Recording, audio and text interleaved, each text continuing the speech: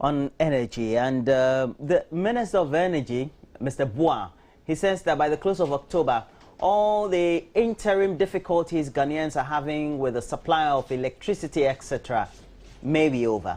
We don't know that. But that has been contradicted by an energy specialist at the country office of the World Bank of Ghana.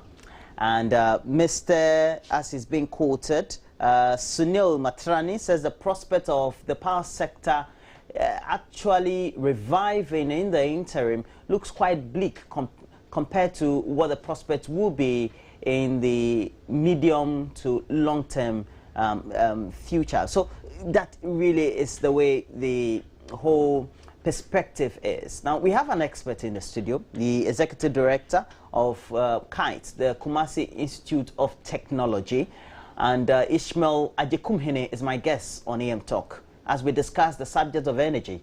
And I'll say thank you very much. Again, just to give you a recap of what the perspective is, I want you to just address the subject of what energy needs are and what we're producing currently in terms of what the shortfalls are.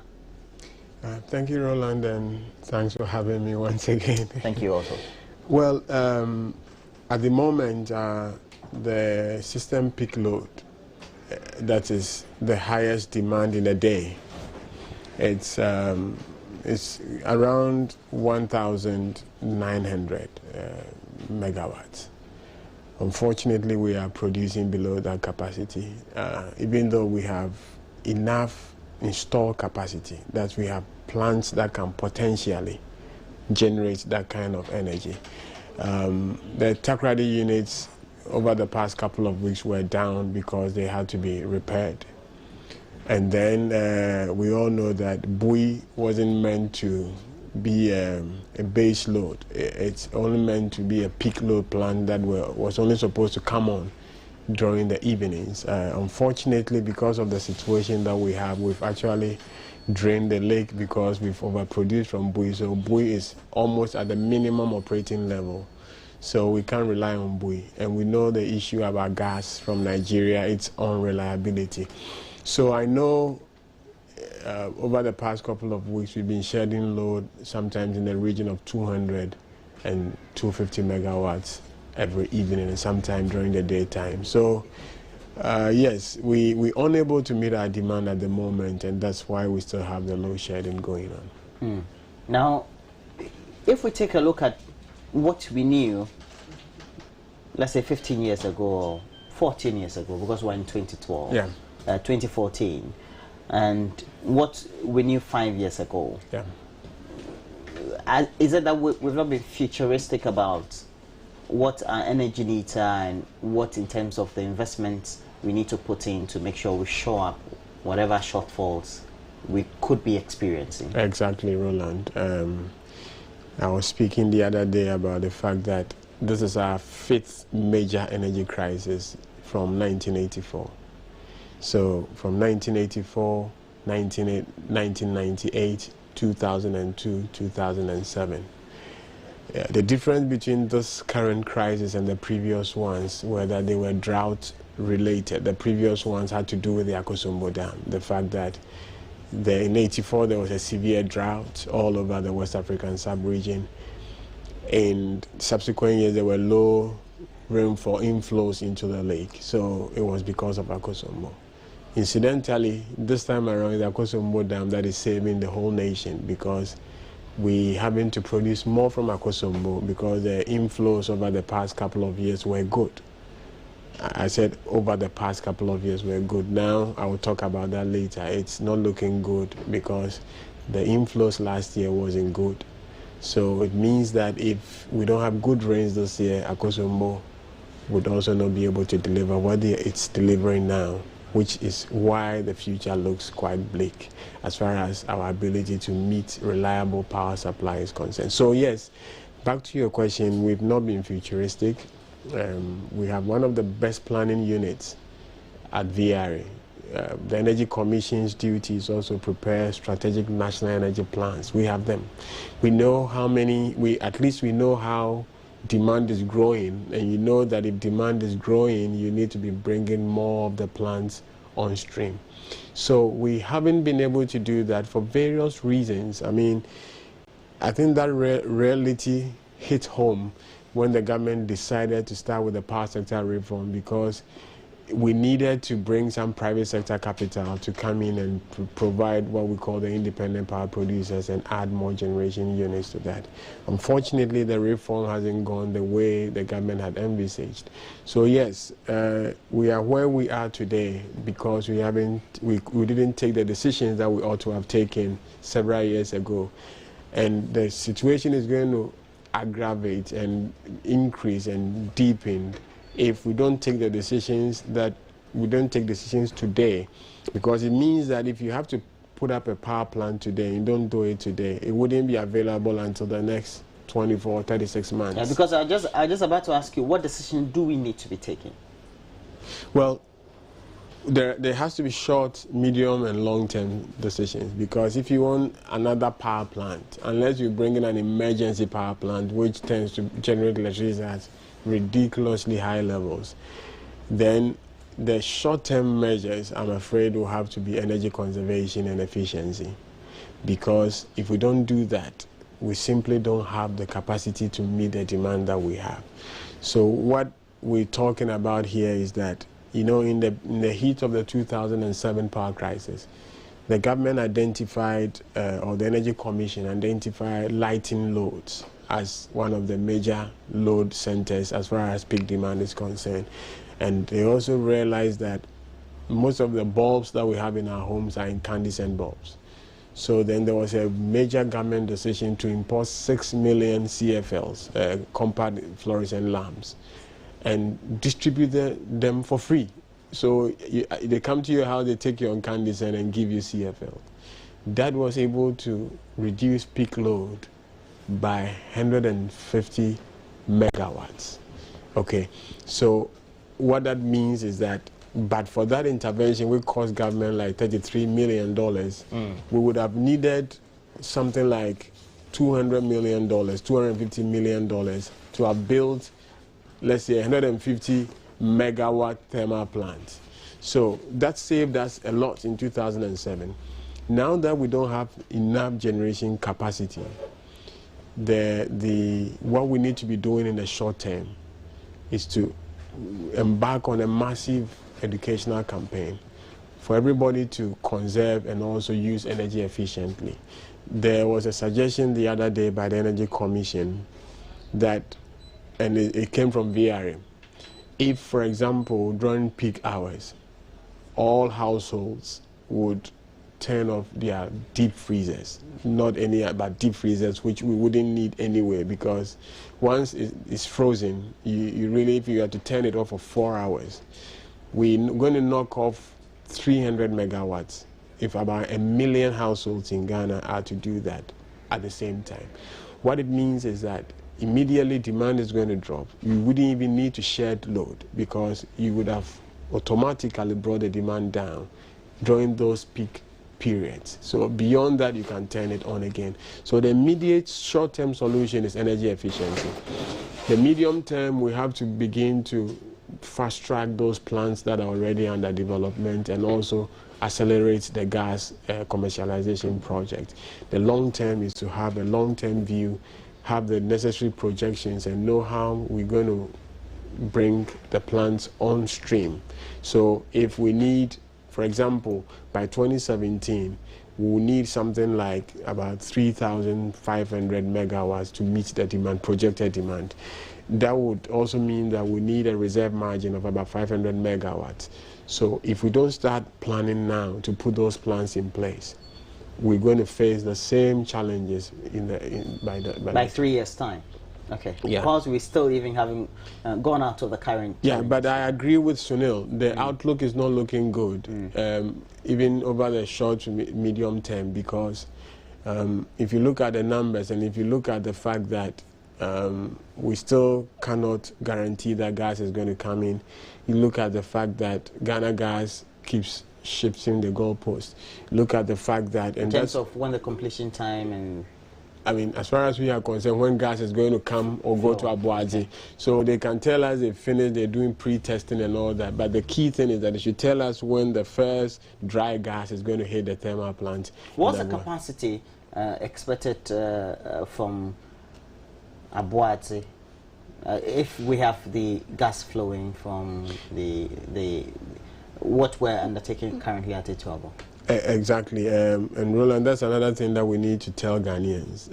We've been told that the gas is going to solve our problems. It's true, partly because it is going to make generation at Abuadze slightly cheaper than when we run it on live. So it's more on the financial side, yes, not necessarily on the supply side. Yes, and it's going to help in the sense that sometimes we are shedding load not because all the plants are down, but sometimes they don't have crude.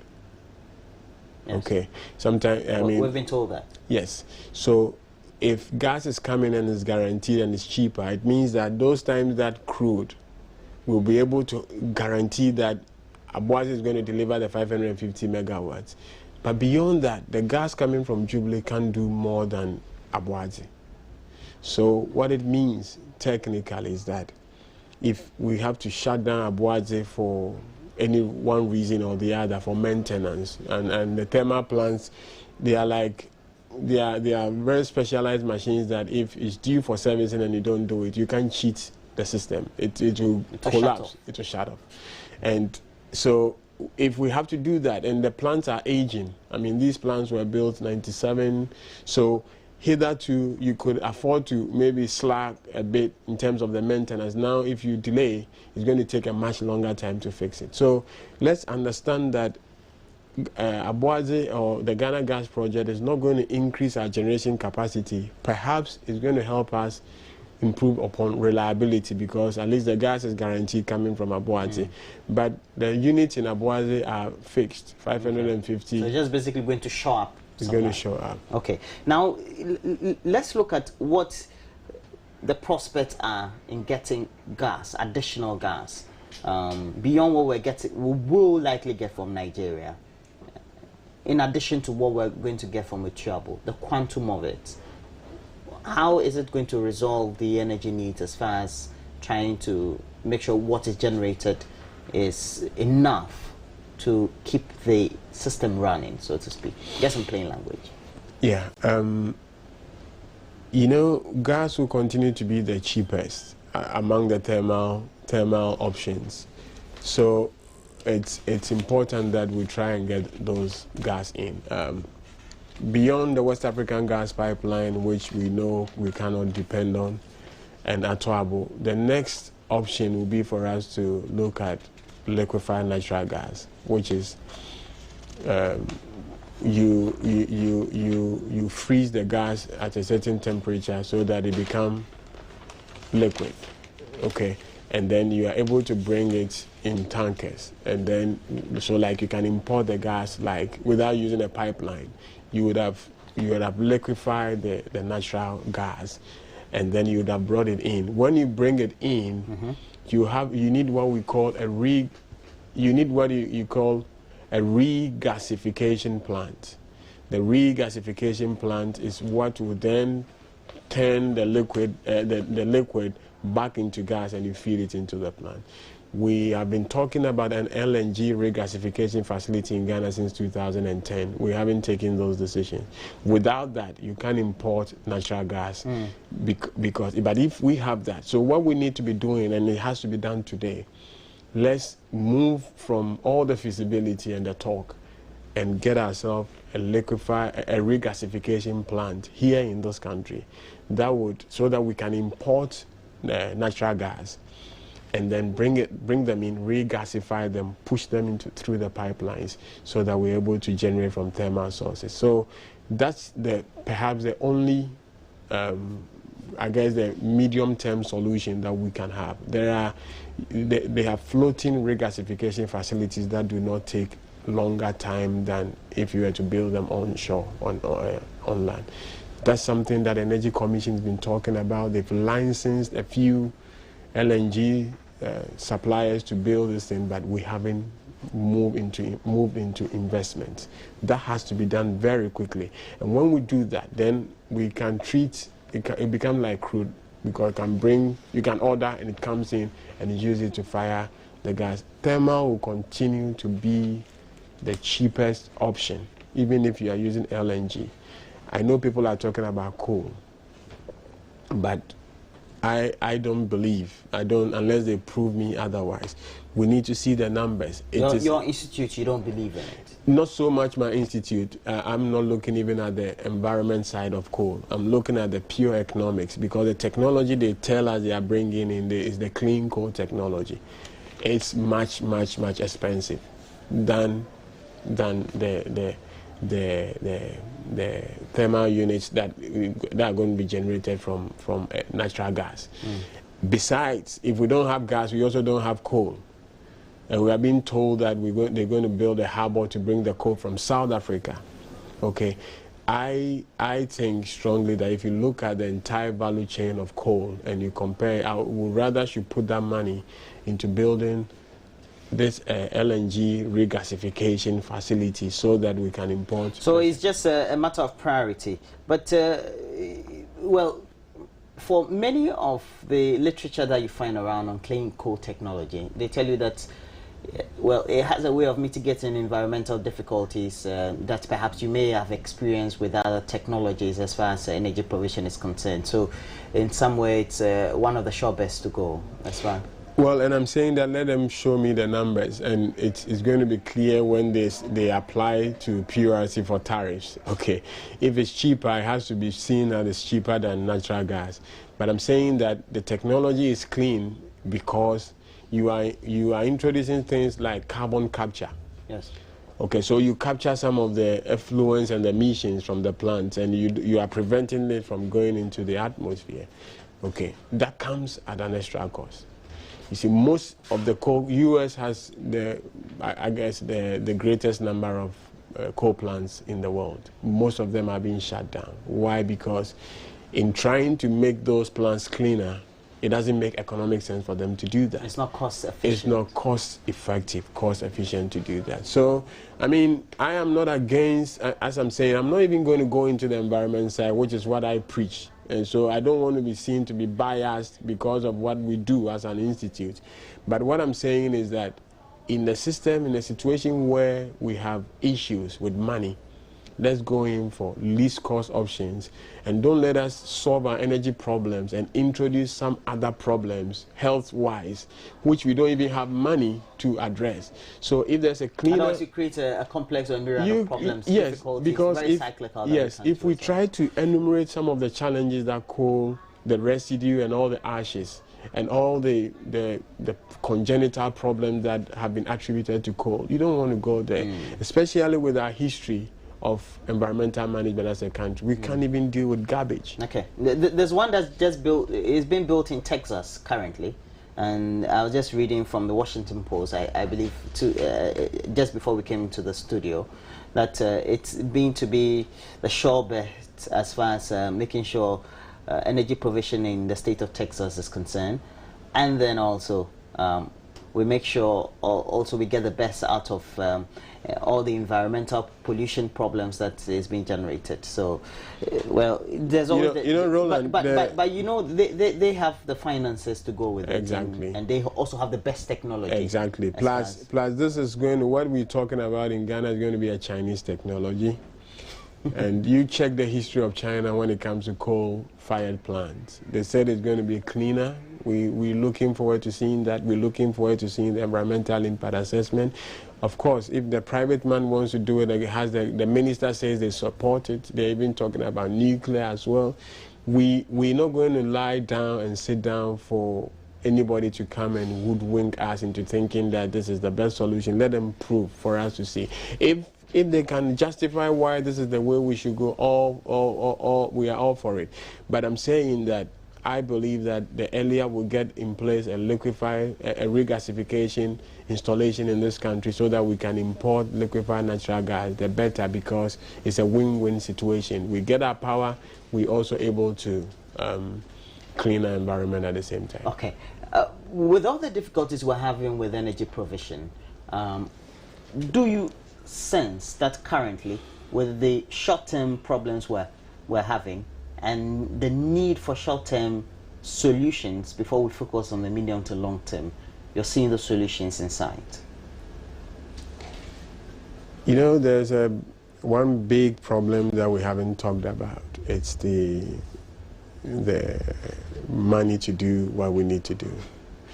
And the reason why I am saying that the outlook doesn't look bright is the fact that this year alone, BRA or the thermal units to generate the almost like 8,000 gigawatt hours that we expect to generate from thermal, they will need something like $1 billion to import crude and also gas. Because of the financial position of the utilities, most of the time it's the government that imports the crude. And we all know the financial position of this country. So I can foresee several instances You're where saying the government can afford, is that what you're saying? I have the suspicion that it will be a challenge because of our current situation. And as I'm saying, unfortunately, we really don't have a choice. Power plants are not like things that you can do in 3 days. And even if it's you take your own, I mean, even if you want to install a generator in your house, it takes at least a week to be able to do that. So what I'm thinking and what I believe, we should be prepared to live with the situation for some time. But Roland, there is one issue that we need to address. You know, the utilities have never been able to carry out their investment plans because they've always consistently said that they're not getting cost-reflective tariffs.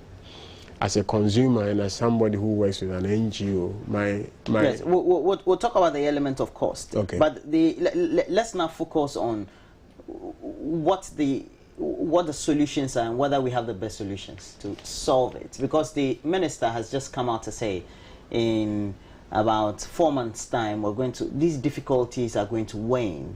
Now, that has been contradicted by the country office of the World Bank. Yeah. And the World Bank is no mean an institution. It's a very serious institution. They just don't come out and make statements. Or officials or senior officials of the bank just don't come out and make statements. It should be based on very scientific facts, and that should also be corroborated by the environmental agencies around. We're talking about you and the others, just within the environment. I mean Ghana, that's what I mean. Roland, we can only wish the minister and all Ghanaians well if the problem is going to end in October. Who says we want to even spend time talking about a problem that we ought to have fixed several years ago? But I believe what Sunil, the World Bank official, and he's an energy expert. I've known Sunil he's been in Ghana for so many years. He's now in Abidjan, but he also still works for the country office here.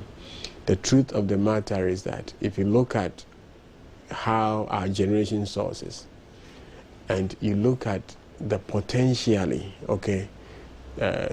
lower than projected generation from Akosombo and Po and all because look, Roland, as at last week Friday, I haven't checked the figure today, but as at last week Friday, the water level in the Akosombo Dam was 248 feet. Okay, compared to the same time last year, it was around 255 feet. Do the maths, 7 feet less. Okay, so and the minimum operating level is 240. Okay, so the rains are coming, but the rains will have to fall at the right place. If rains are in Accra and they flood Accra, it doesn't affect Akosombo. We need the rains up north.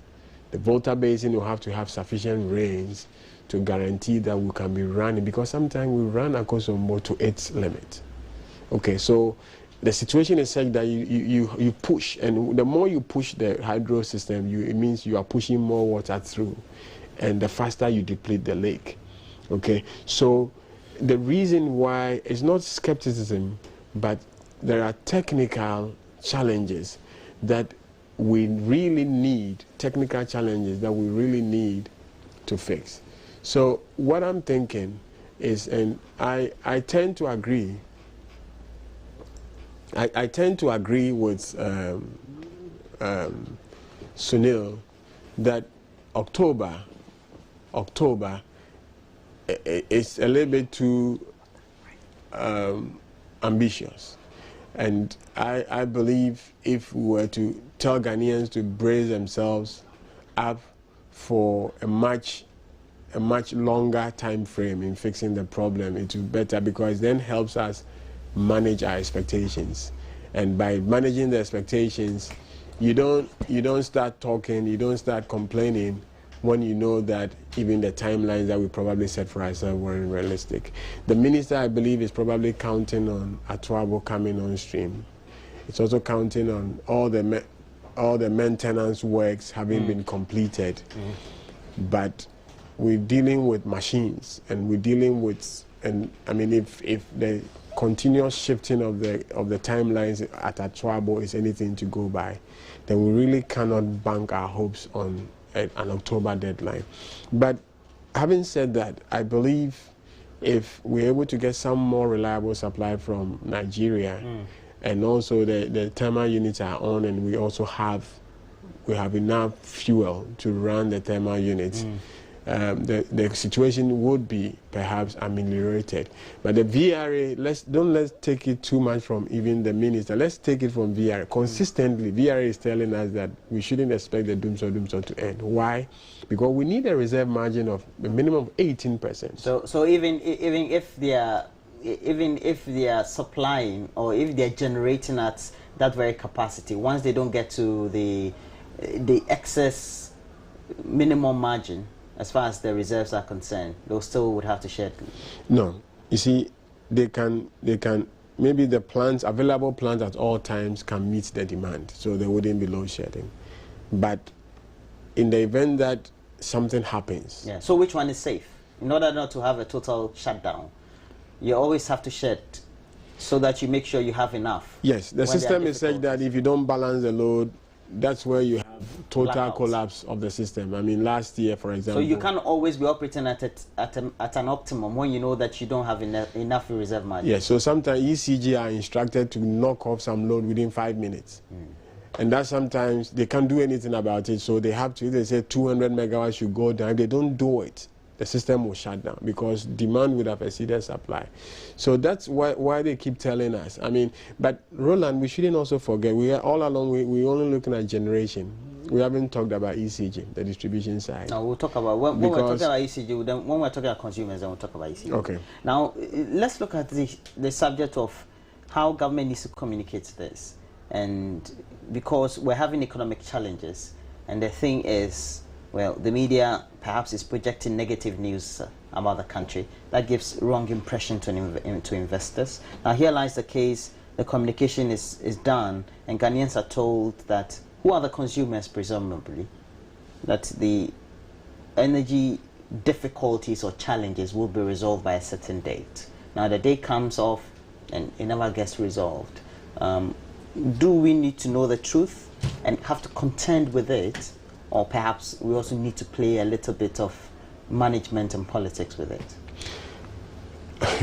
I would have thought that by now we should have been very, very truthful, because, I mean, I would have been worried if I keep setting deadlines and I keep promising Ghanaians. Because I'm asking this very question because over time, Kite has not been the only civil society agency or consultancy group or sector group that has the expertise on it. We've had one or two also coming on board. So now it's as if what you've been saying all these years is now being corroborated.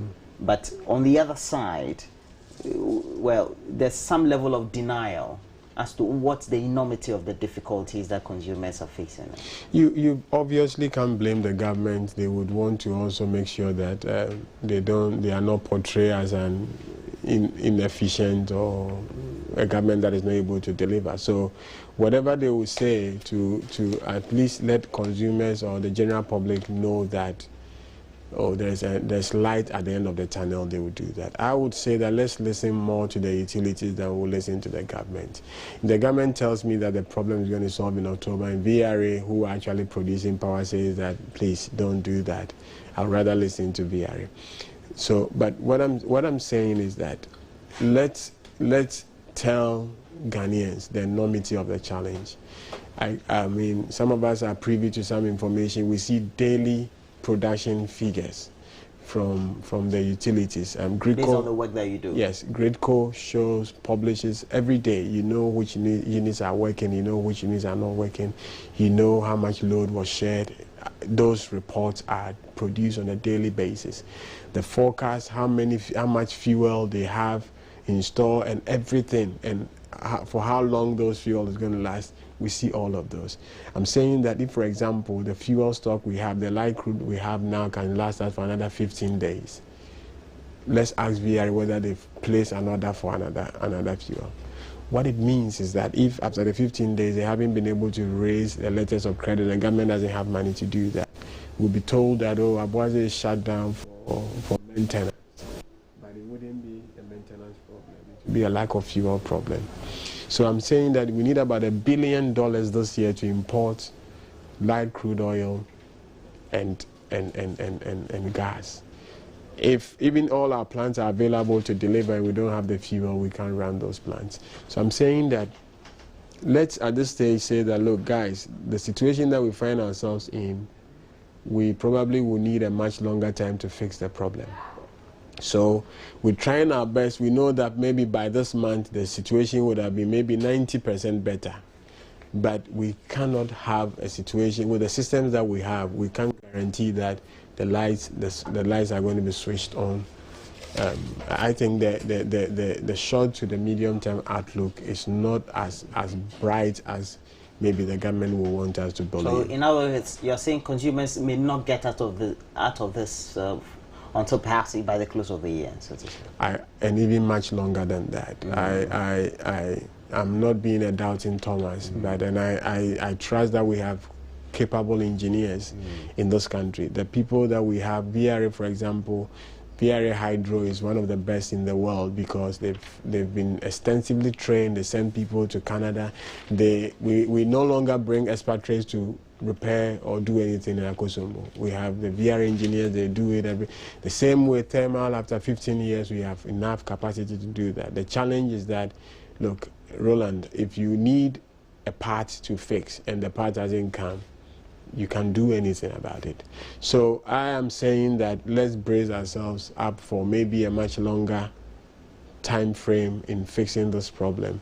But we can make a significant change if we become energy efficient. Because if we're able to save that 300 megawatt at peak period, there might not be the need for them to shed load, even when we have all the challenges in the system. Okay, we'll talk about whether, as far as the consumption is concerned and the need to conserve energy, it's been a failure on perhaps sensitizing the public on the conservation needs, as we were doing previously, and perhaps maybe we have negated or relegated that responsibility a little bit. Now, let's talk about the independent power producers and the whole national policy on the subject.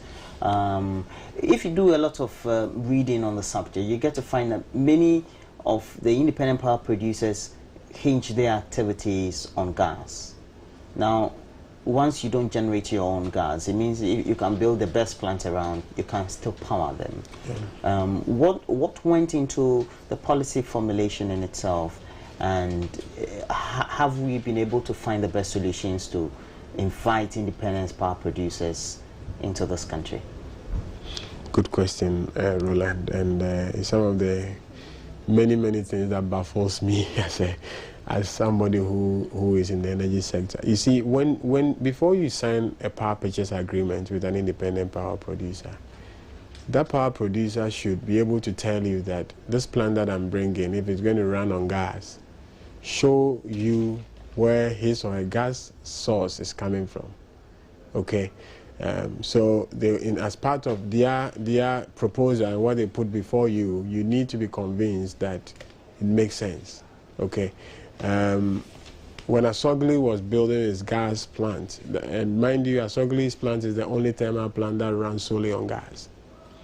Asogli didn't have any contract to receive gas because the gas from Nigeria has always been for VRA as the foundation customer. Okay, for some reasons, we managed to say that the gas, so long as the gas comes in, it will go and fire the plants at Asogli. What it means is that... That's in, how many megawatts? 100 and... Asogli is 200 megawatts, so if it's running, all the gas, sometimes all the gas we receive goes to Asogli. I don't know, I haven't seen the agreement that was signed between Asogli and the government of Ghana. Why is it that a private IPP gets the gas from Nigeria, and the VRA will have to find money to import light crude oil? It may have been part of the agreement we signed with them, because we knew that they weren't going to get any gas apart from the West African gas pipeline. That's probably part of the reason why we hear Asogli talking about discussing compensation with the government because of the non-supply of gas. I don't know whether you've heard that story. Yes, I have. But the IPP, and we can talk about that in depth if time permits. But the IPPs, obviously, if they come in today, and I heard Symbion saying that they're going to use natural gas and jet fuel, they will have to, those proposals will have to be scrutinized. Where is the gas going to come from? So we don't sign any contract with the people, because some of these contracts are take or pay. Whether I supply or not, you pay me. Most of the IPPs will sign a take or pay contract. So let's make sure fuel supply is secured. But a more serious issue that we all need to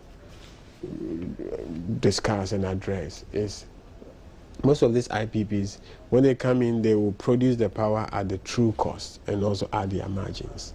So for example, VRA tells us that they generate electricity using light crude at 21 cents per kilowatt hour. What that translates into, even in cedis term, that's about 61 pesos. Okay, VRA ends up getting 14 pesos. Okay, and the rationale, PRC's rationale is that, or their reason is that VRA is also producing using hydro at 2.5 cents. Okay, so it's a blend, and that's weighted average. They said that's how much the tariff issue will also have to be addressed, Roland, because the IPPs are looking for, they are not Father Christmas. They haven't come to Ghana because Ghana is beautiful. They have come to Ghana because they are here to do business. And any business, any private investment is not just looking at recovering costs, but they are also profit as well. Even if whatever they want to, if whatever they use in capital expenditure, they have to amortize over a period. Exactly. At the end of the period. Exactly. So they signed a power purchase agreement for 25 years. That's the life of the plant. And they expect that they will have to get returns on their investments, because most of these private sector people are borrowing. In Ghana, previously we used to get concessionary loans from the World Bank. So we can get a loan for 30 years with 10 years more. Now we don't, because we've pushed ourselves into a lower middle income status, and we don't have that. And it was when the World Bank funding or loans were drying up that we decided to do the power sector reform, so that we introduce IPPs into the system. They come in, they produce. The problem with IPPs, apart from the tariff, even if they get a PURC to approve the tariff, is they don't have what we call a credible off-taker who takes the power that I'm producing and pay me, guarantees that I'll pay you. In this country, apart from the big companies, it's ECG. ECG's books are not looking good. So these companies will also want to demand what we call sovereign guarantee. Government undertakes. And these days, government is not willing to.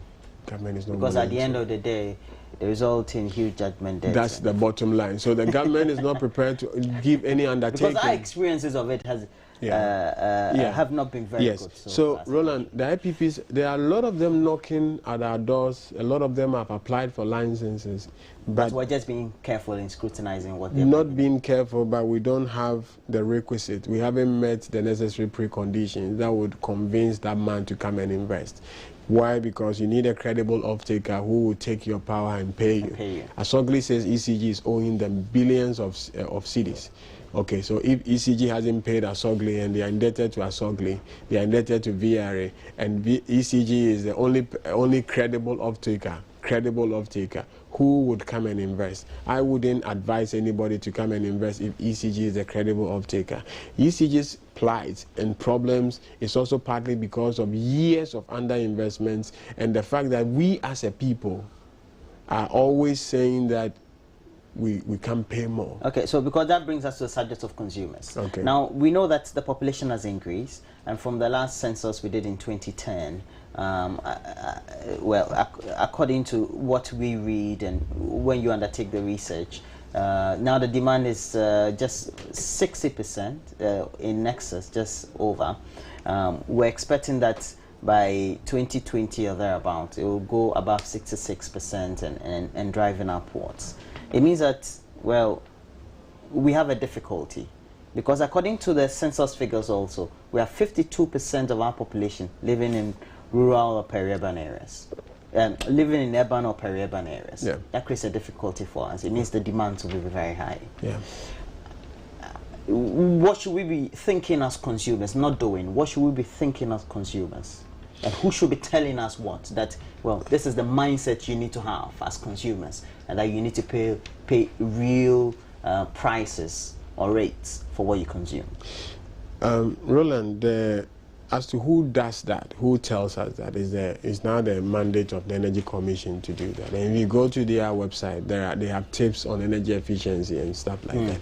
Hitherto, the Energy Foundation, which was purposely set up to promote demand-side management, were the ones who were in charge. They are still in existence, but they are no longer they are not as resourced as they used to be.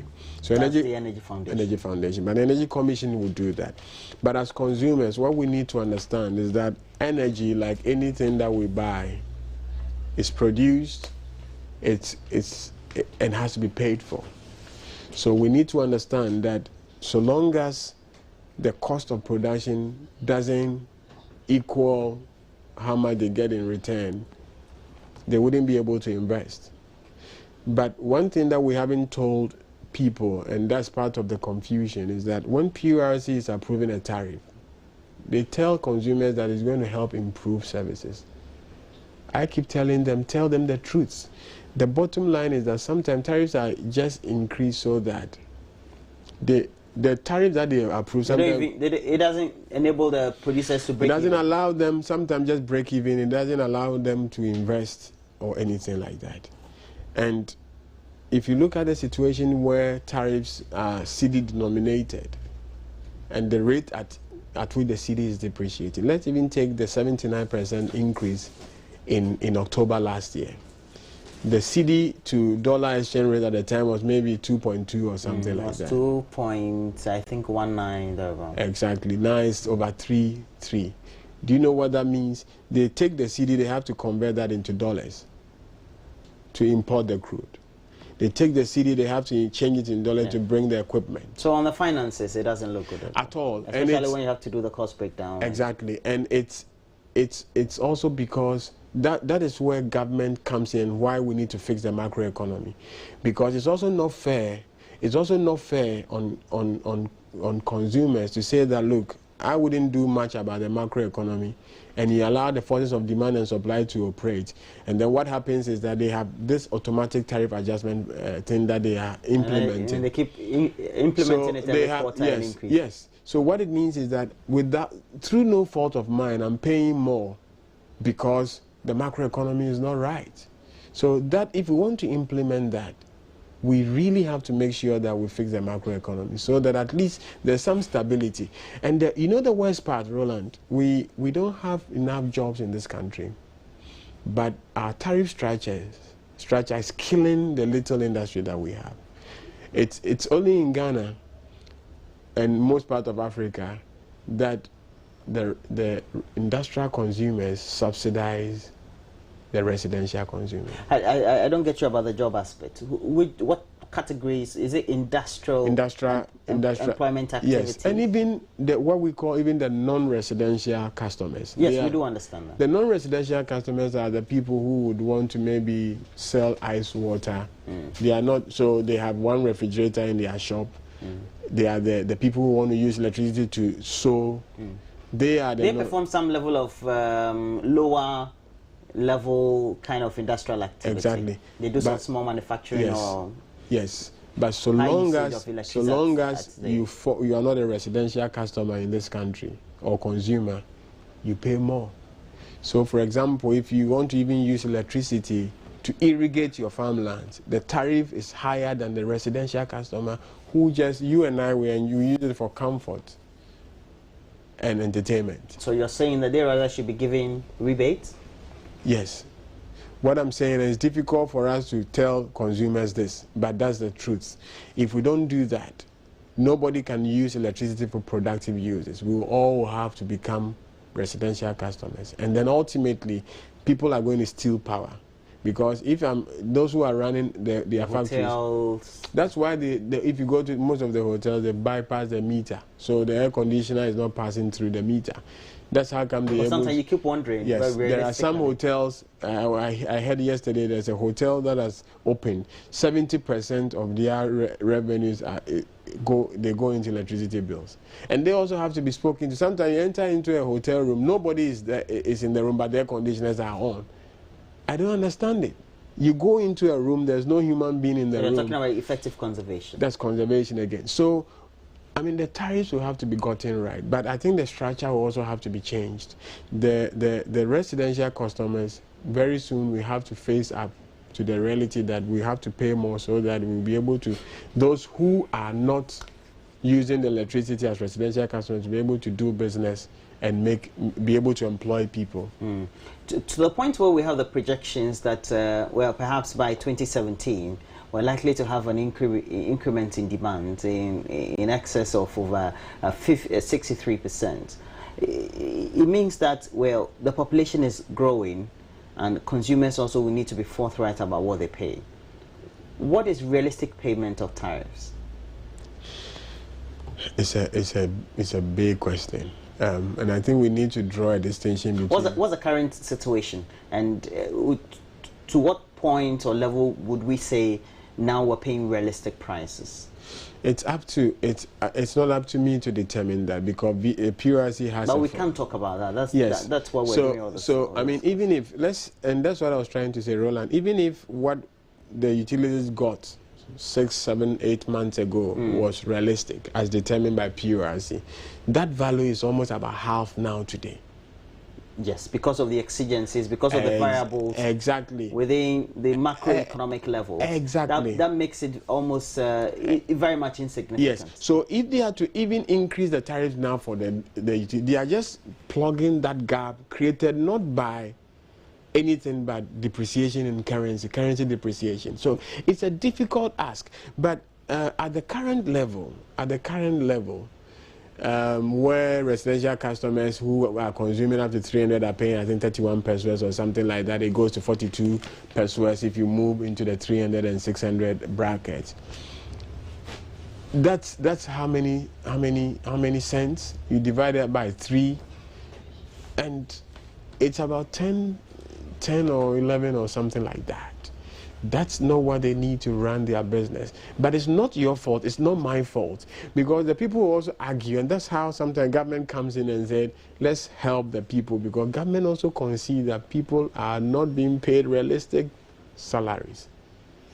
So it's a whole myriad of problems. It's a whole myriad. But you see, for the utility, just as you, if you are selling something, and somebody comes to you, you wouldn't say that because a poor person, if I'm selling the thing for 10 cedis, I'll give it to the person at 5 cedis. The utility shouldn't be treated like that. It's the government's charity. Yes, it's the government's responsibility to figure out how to address the problems of the people who do not have. So we have to find out a well-engineered subsidy or some kind of support for the people who cannot afford to pay. But it shouldn't be at the expense. What the government is doing now is that even when the tariff was increased, the government said they're taking 25%. They are reducing. They said they wouldn't allow them to charge the 79%. So the government came in and announced a 25% subsidy. Go ask the utilities whether the government is paying that amount. So the 79%, you didn't even allow them. They said it wasn't enough, but you're saying that you're going to take 25% off that. Those are still in arrears.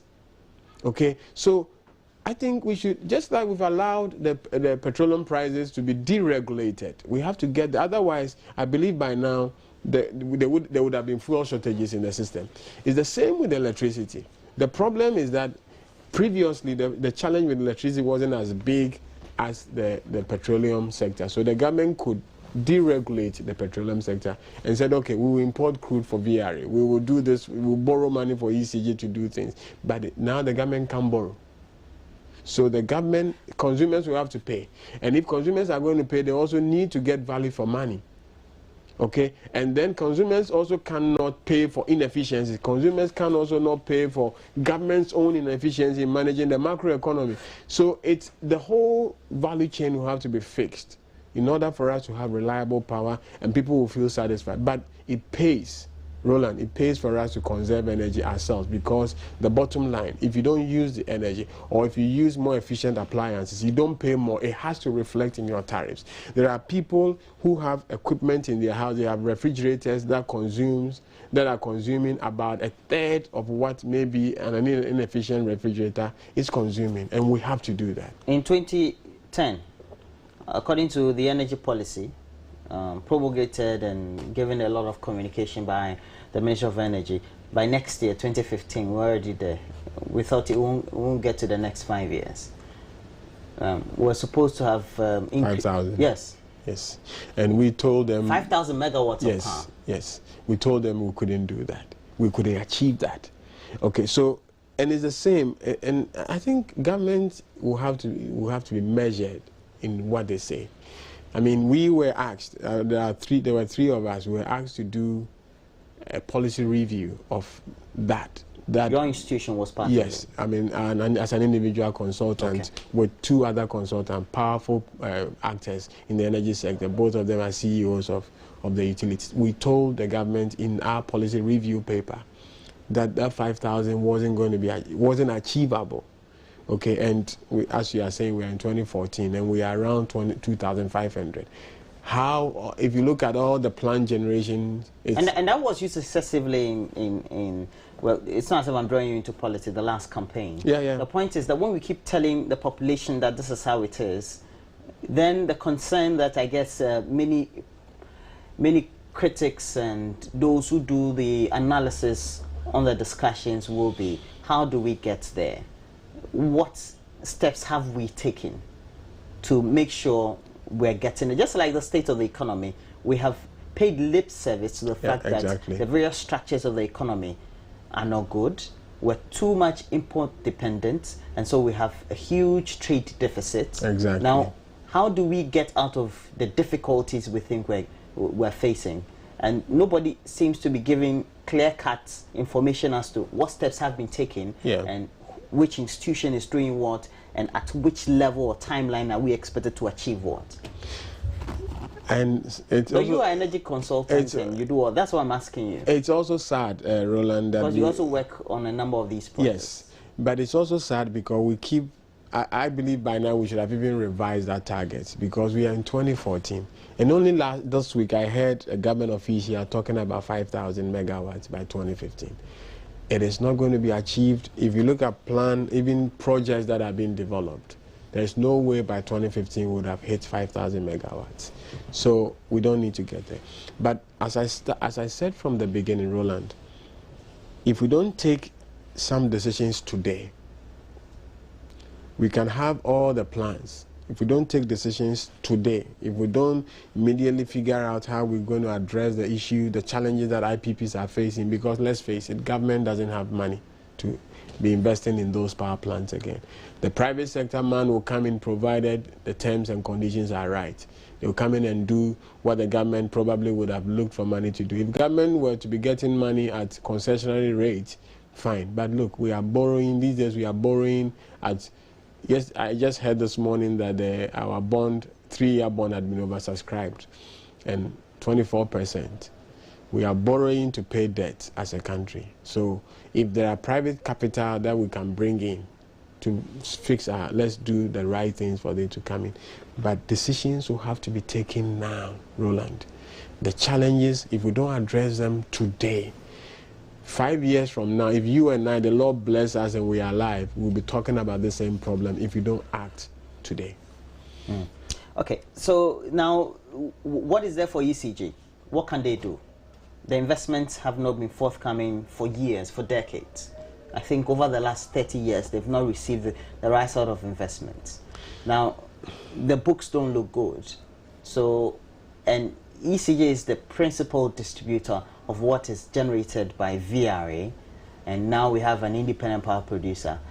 If we had access or we had opportunity, we would have brought a lot more on board. What should we be doing with the company ECG? I've heard you many times argue about ECG as well. I have a lot of friends in ECG, so sometimes I'm careful the way.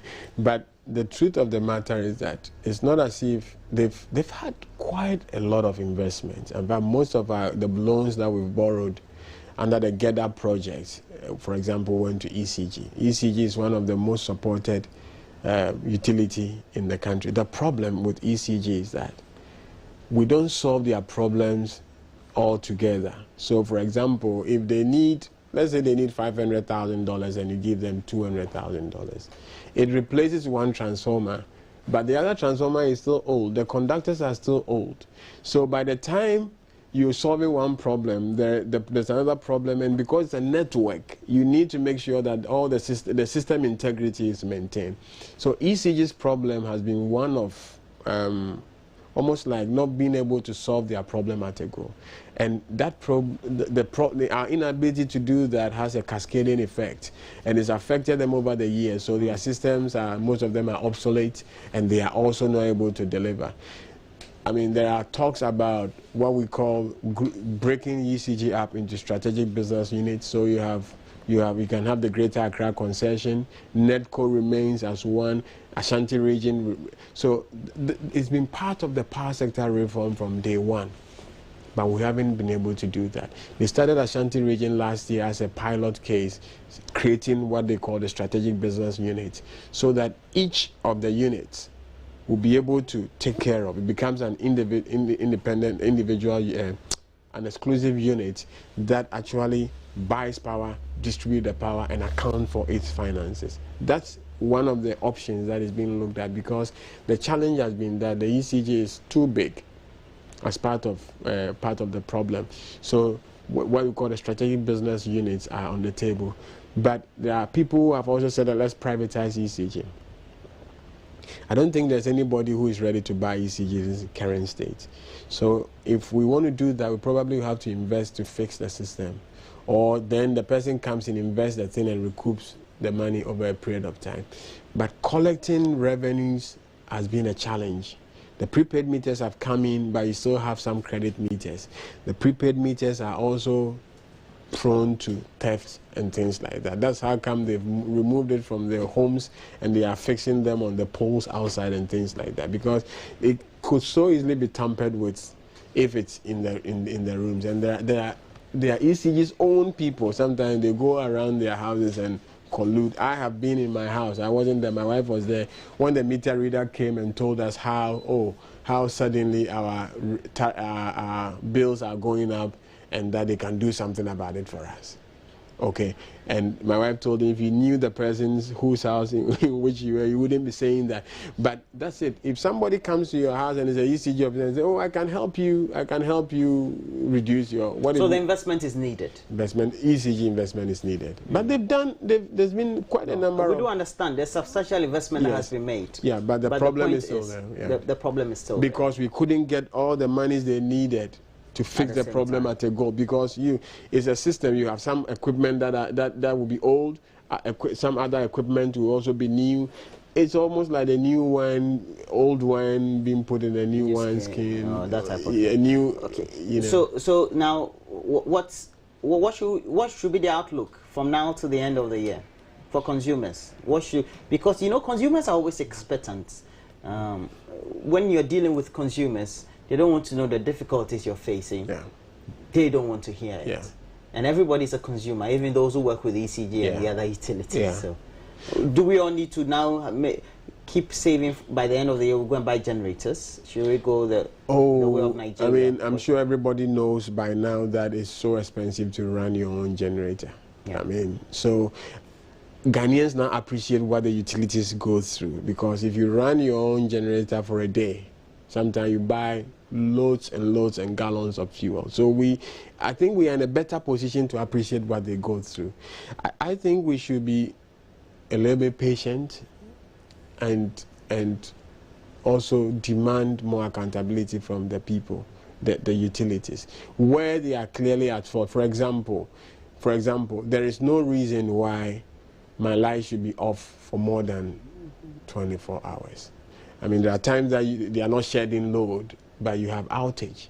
That one is unacceptable. And people are complaining that even though those are operational challenges, those are not, has got nothing to do with. Yes, so there's a possibility that VRA can produce all the energy that ECG needs, but there are distribution challenges. That one we can't run away from. There are transformer overloads, there are underground cables that have been cut and reconnected several times. In the industry, you can't do that. Some of the things they do because of lack of materials is unimaginable. Sometimes it's almost like magical to have the power running, because some of the things they do are not, I mean, you can't cut and join underground cable like more than twice. Like what we do in houses.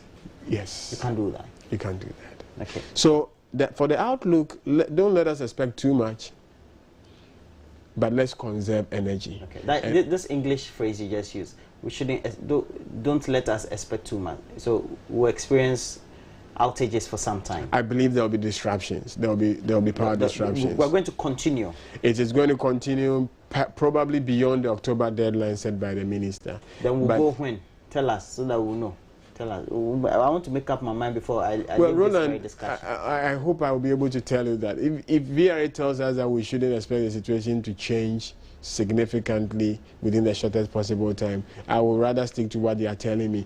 But Roland, let's all get involved in this campaign. This energy, the conservation. And I believe if, for example, even Accra, all households say that, okay, between 6 p.m. and 10 p.m., I don't need my deep freezer. Let me put it off.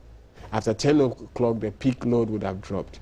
We have been told that we're going to save about 300 megawatts. Because after all, you just need it to freeze. And so even if it's in water, there's still, and it's still freezing. It's frozen. You shut it up. You are not opening it. So at least you're not going to lose anything.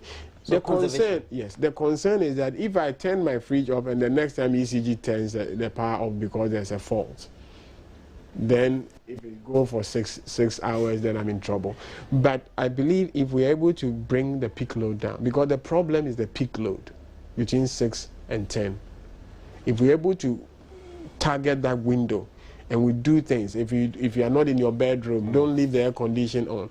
If you are not in the bedroom, turn the light off. The little things. If you finish charging your mobile phone, put it off. I mean, it was amazing when I heard recently the VRS analysis, given the number of mobile phones that we have and how much energy is consuming. Yes, sometimes, they said it. Yes, sometimes we one in a year or in a month could consume about 10 megawatts, whatever it is. Exactly. Okay. So sometimes if you fully charge the phone, put it off, disconnect the thing.